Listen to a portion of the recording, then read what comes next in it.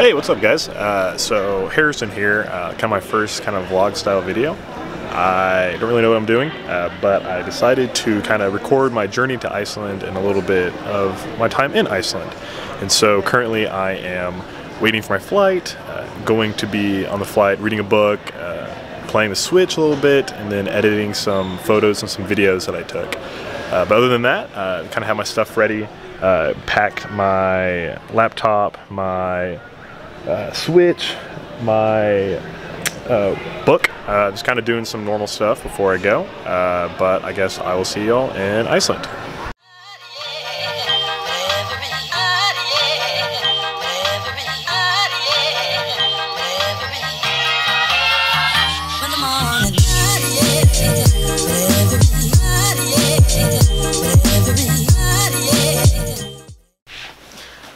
Alright, what's up? Just got into my Airbnb. It was a bit of a drive. I didn't realize that the airport in Reykjavik isn't the international airport. It is actually the domestic airport. So I actually flew into the kind of lower tip of Iceland. I had to take a like 30-minute, 40-minute bus ride up to Reykjavik, switch to a tiny bus, get to like a place 5 minutes away, and then walk 5 minutes to my apartment with my two giant like 60-pound bags.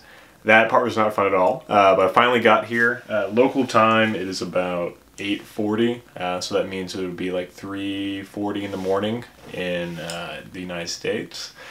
Honestly, not that tired right now. I think it's the sun kind of helping me not be tired, but what I'm trying to do is get breakfast and then try to eat something, then come back here, fall asleep for a few hours, and then go shopping, get some dinner, then go to a local swimming hole to kind of relax for the day. But yeah, kind of my check-in for the day. Hey, so giving a recap of kind of what day one was all like.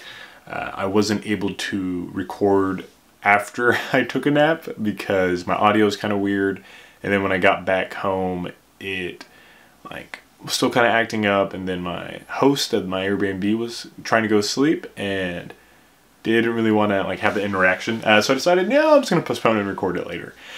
So day one, I got here, took a nap for like 3-ish hours. Could have been longer, but I wanted to try to keep it short so I can go to sleep later.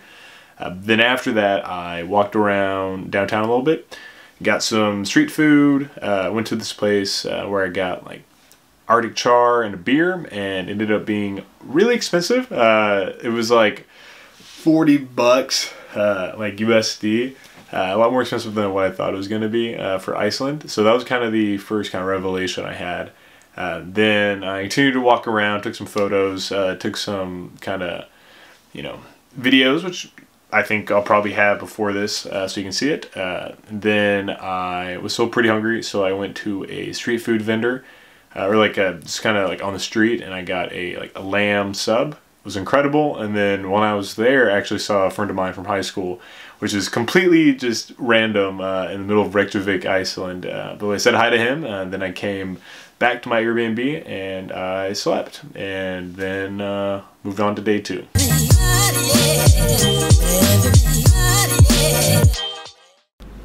Alright, so I was going to finish recording in Iceland, but ended up that I was just gone both of the kind of second and third day, and then whenever I got back, the Airbnb host was there, and we had our bedrooms kind of right next to each other, so I couldn't really talk or do anything without literally disturbing her or kind of, bothering her.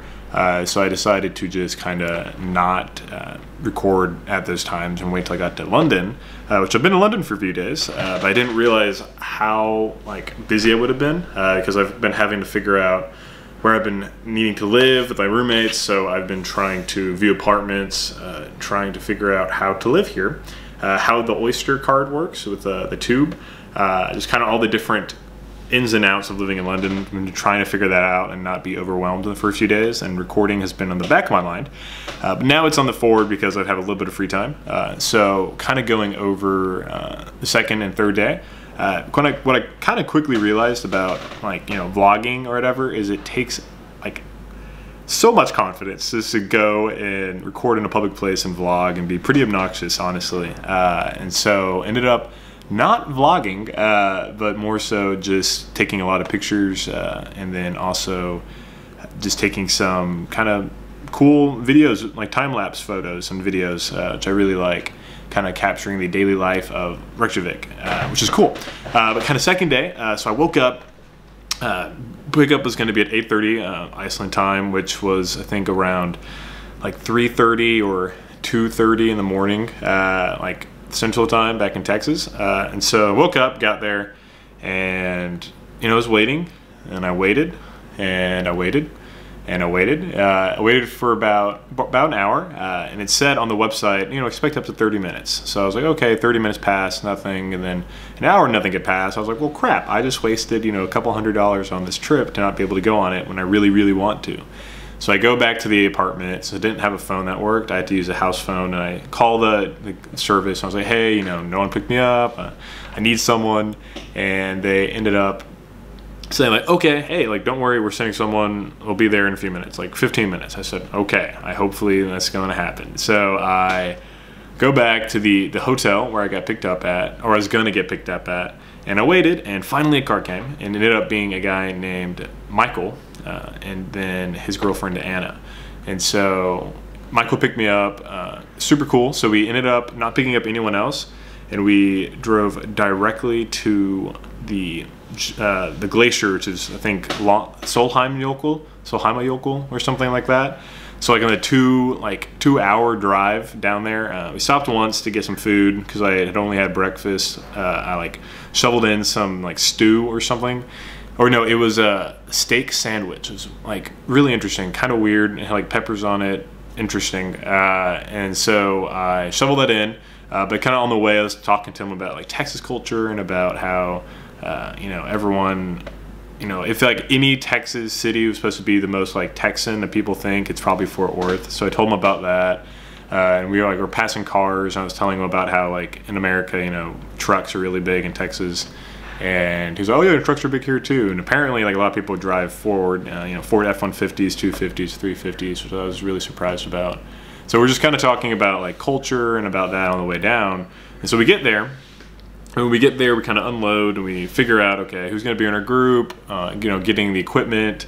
And turns out that no one else is in our group. So it was just me, my guide, and my guide's girlfriend to go on the trip. And it was awesome because basically for the price of a, 10-person group tour, I got literally like a private session, which is really like super, super lucky, completely made up for the fact that, he was late.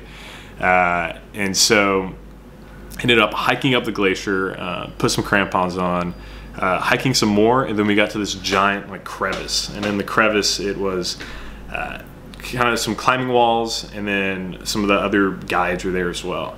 And so, like on our hike up, we kind of stopped a little bit, took some pictures, but we were able to climb 3 times that day as opposed to like the regular 2 times, and it was so interesting. And the first climb was pretty easy, just like a 90 degree cliff, almost 90 degrees. Like as long as you know how to like kick in and use your axes, is super easy. Second one, I got lowered pretty far down, kind of near an ice cave. That was a little bit more challenging, but it was easier because of doing the first climb.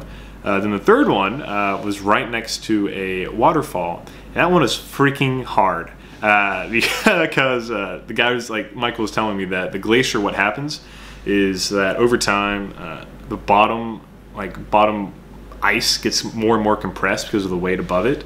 So it becomes like blue and becomes extremely like high density because of the ice crystals being under such pressure. And as the glacier goes down, it also twists. So sometimes the blue ice gets more up than on the very bottom.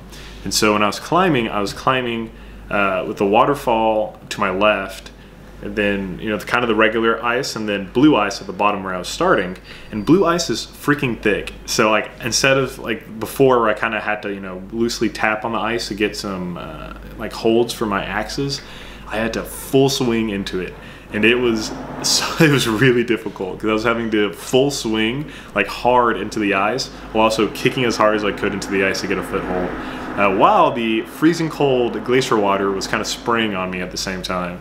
And I took pictures of the other ones, but at this one I was like, if I do not focus on this, I am going to fall, and I don't want to fall. Like, despite, like, you know, I was safe with the rope, you know, being tied to me, but I didn't want to, you know, fall and then have to deal with all that. So climbed up that one. That one is hard. His girlfriend, who's Icelandic, had trouble with that too and fell 3 times. So that is any testament to the ramp up in difficulty of the previous ones to this one. It was quite hard. But after that, we hiked back down. And so he's like, you know, tell me about this waterfall to go to. He's like, do you want to go to this waterfall? And I was like, you know, I'm not going to say no. I'm in Iceland, you know, for 3 days. And I was like, sure, let's do it. So we were driving for a little bit, and we stop at this, like, kind of ranch, and we go over a fence, and then we walk to this waterfall. And it was quite literally something out of Narnia. Like, it was the prettiest waterfall I have ever seen. It was just like green and like a kind of grotto behind the waterfall. It was beautiful. I was just blown away about it. And so we go there, and then we go back, drive back to Reykjavik, make a quick stop so he could pick up his car, and then drop me off. And then at that time I was pretty hungry, so I ended up going to this restaurant in town. I'm trying to remember which one. Oh yeah, so I got back really late. It was like 9 something at night when we finally got back, but it's still bright. So I ended up going into town and getting this lamb stew, like lamb meat soup. It was incredible, so good. And then I ended up going back and kind of relaxing a little bit and going to bed. So the next day,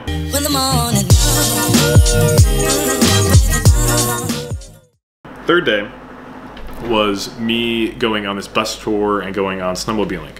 And so third day was a ton of fun, kind of more touristy than the glacier hiking one. So I woke up, got picked up pretty much right after I got there to the pickup point. Drove to the bus terminal, then took a other bus to start the tour. And so we were going on a Golden Circle tour, which is like these, like kind of like circle in Iceland that has all these just incredible sites that are there. And so the first stop was at the kind of tectonic plate meeting, where the North American plate or the American plate and the European or Eurasian plate were meeting and kind of going apart. And the subplate in the middle, which I forgot the name of, but you could literally see the rift in the plates. Like there was like a crevice in the plates. It didn't go obviously down like however many thousands of miles, but it did, not thousands, but hundreds of miles. But it did like go down a couple 100 feet. And it was so interesting to see the rift on each side.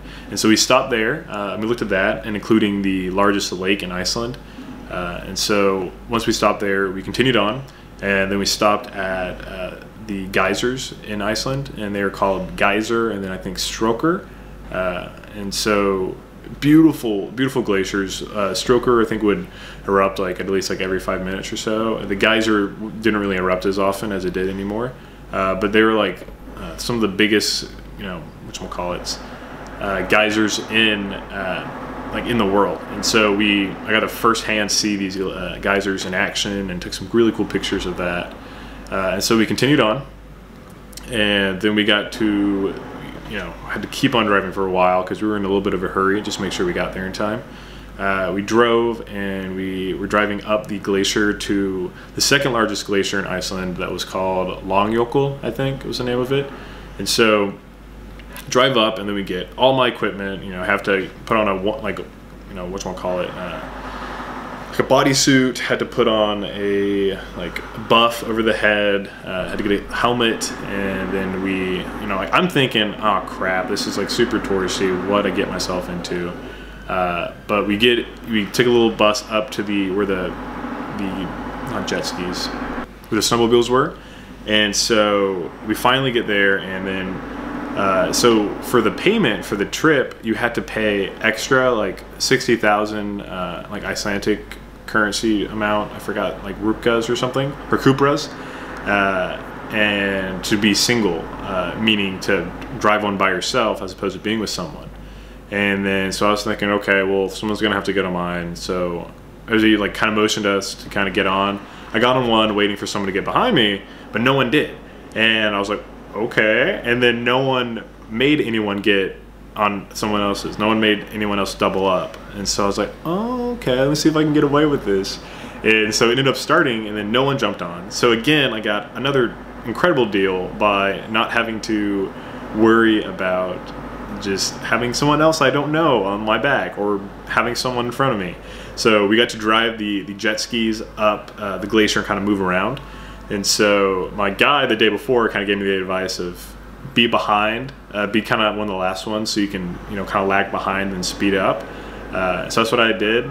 And I think at my top speed, I was like around 70 kilometers an hour, which I'm not exactly sure what it is in miles per hour. Maybe I'll put something here. But got about that speed, and it was just so much fun. And so what I figured out is that snowmobiling is a lot like jet skiing. It's pretty much the same, but on different like surfaces. And so because of working at Sky and then doing jet skis for an entire summer, basically, like I knew decently well how to do a jet ski. And so once I kind of got the hang of doing the snowmobile, I was doing the same thing I was doing on the jet skis, you know, going fast and doing kind of sharp turns and you know, doing stuff like that. And we stopped kind of near the near like an edge where these overlook these mountains and overlook kind of the Iceland. I took a few pictures of there, and it was so pretty. And I took like the stereotypical like Aggie ring picture just because it made it more interesting having something in the foreground. And so we finally, you know, kind of got done taking pictures, and we went down. Obviously, it took a lot faster going down than it did going up. And so, you know, going fast and doing whatever really wasn't hard. All you have to do is like lean into the turns, and if you do that, you won't flip.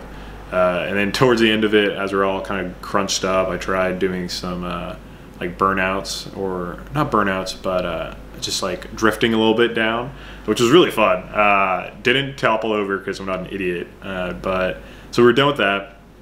And so we all, you know, took the bus and went down to get everything off of us, and then got on the main bus, went down the kind of the mountain glacier. And so the last stop we had on the trip was to these like waterfall, this kind of big giant waterfall. I forgot the name of it. Maybe I'll put it up here too. But incredibly beautiful. Just kind of looked almost like a miniature version of Niagara Falls, which people like. Someone was saying how like it's almost better than you know, Niagara Falls, which I don't know. But after that, we kept on driving. But it was really interesting to learn about Iceland, that it would apparently used to be covered around 30 to 40% with trees from the mountains to kind of the coastline. But then the Vikings obviously were there and cutting down trees to make houses, making boats, and other, you know, materials for just stuff they were building. And so they cut down these old growth trees, and then they introduce sheep and introduce other type of ranging creatures like a few cows, horses, whatever. And so what ended up happening was that though the trees were growing back, these animals were eating the leaves off the shrubberies and eating the leaves off the saplings, and so they couldn't regrow.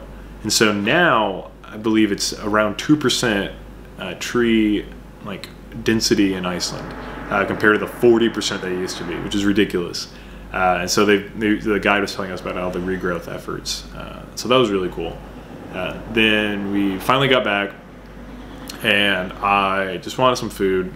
So we got back to my place. So there's a place nearby that I was gonna go to, but as soon as I got there, I realized it was closed. So I continued on to go into town and went to this like gastropub place where I got cod and I got another beer, like a white ale, super good. And so after that, I went back to you know, where I was staying. After I kind of walked around a little bit, saw the sights a little bit more, you know, one last time, and then went to my place. And then the next day, I woke up, took a bus, got to the airport pretty early just to make sure that I didn't run into any problems, and I just chilled out and took my plane, and then got to England. Well, yeah, that's kind of the Iceland update, kind of what all I did. I posted some pictures on my Instagram, just kind of show off like kind of what I did. But yeah, that's kind of the explanation behind the photos and, you know, what all I did. But yeah, cool.